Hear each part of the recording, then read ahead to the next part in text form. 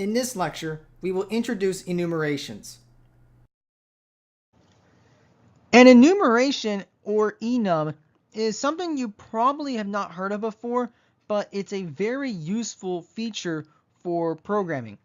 An enum statement is basically this structure, it's almost like a structure, where we can actually define the possible values for the members of that group. Think of it like creating our own data type, just how we kind of created a data type when we created a structure. The only difference is we get to choose what are the possible values that can be part of this data type. So, like for example, if you have an integer, the possible values are all whole numbers, right?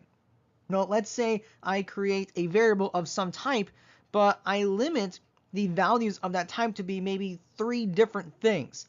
That's kind of what we're doing here with the enum statement. We're creating a group where we can decide what are the possible values that can be stored of a variable of this type of group. Enum statements can be defined as class attributes.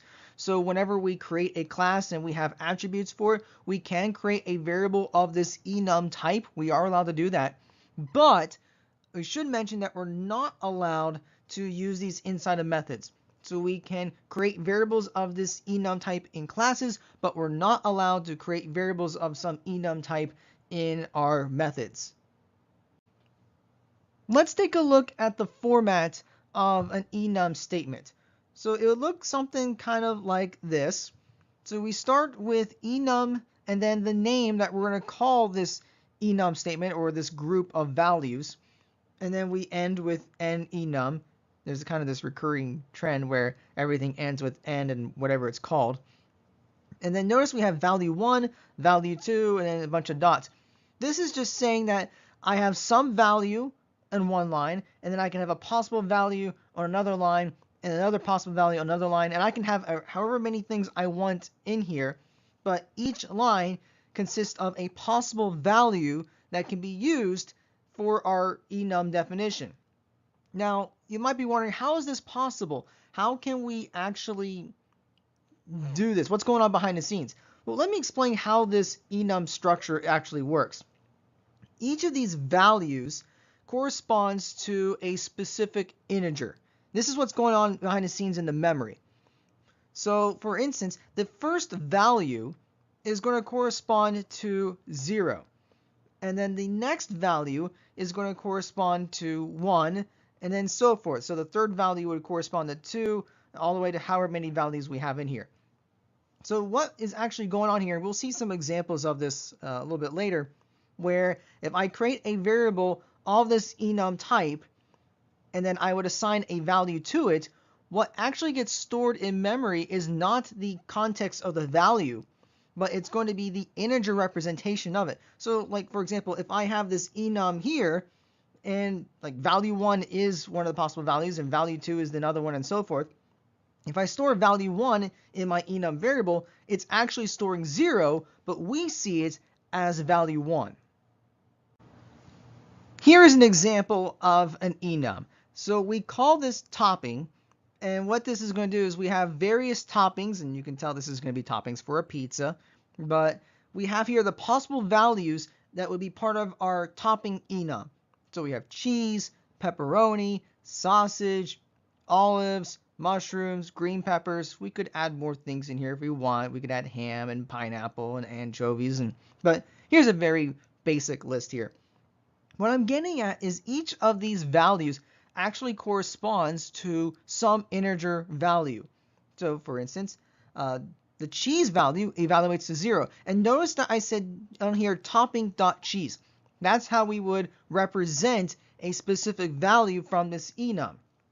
So we would have topping.cheese be the entire value here. I can't just say cheese, because how does the program know where does the cheese come from? So we would have to have the name of the enumeration type, a dot, and then the actual value. So anyway, this whole thing would be integer 0. And then if I had something like topping.olives, that would actually evaluate to 3 in our programs. So let me give you some example in some code to show you how we would use this enumeration type. So let's say we have something like this. where I create a variable t of type topping. As we mentioned before, we can treat this enumeration statement as a new data type. It's just now the possible values of t would be the possible values defined in our enumeration for topping.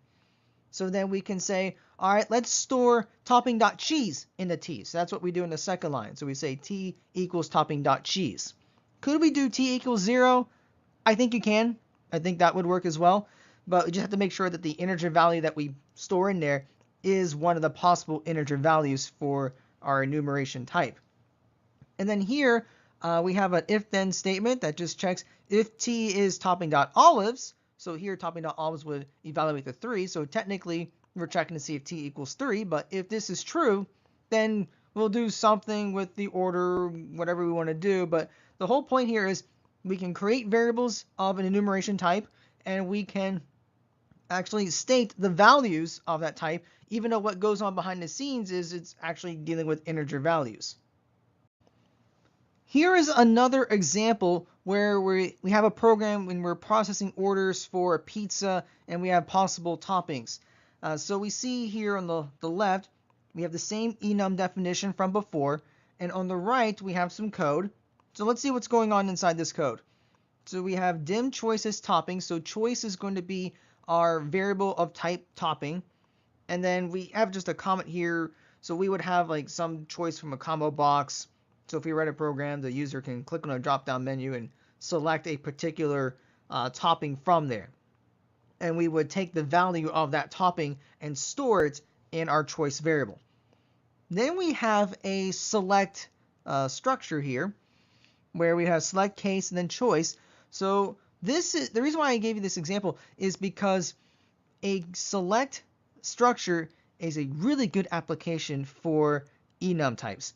Because with an enum type, we have just a finite number of possible values.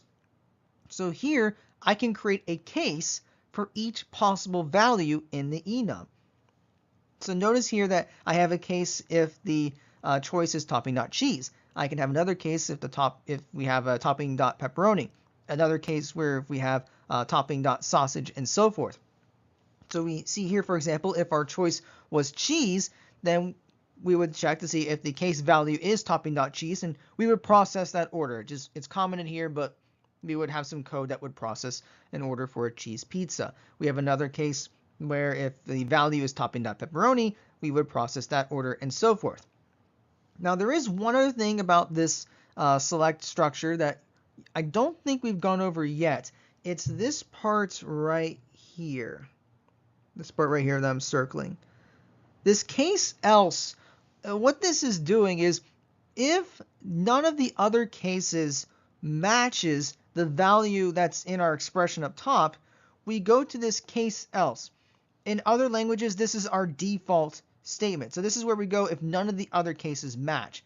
So if you have certain cases and your value is something else other than those possible cases, we need to handle that situation. So what's happening here is we would just display a message box that's asking like what. So this is saying that somehow the user managed to select a topping that was not one of the possible cases. How that happened, I don't know. But this is just to show that there is a default case that we can go to if none of the other cases match.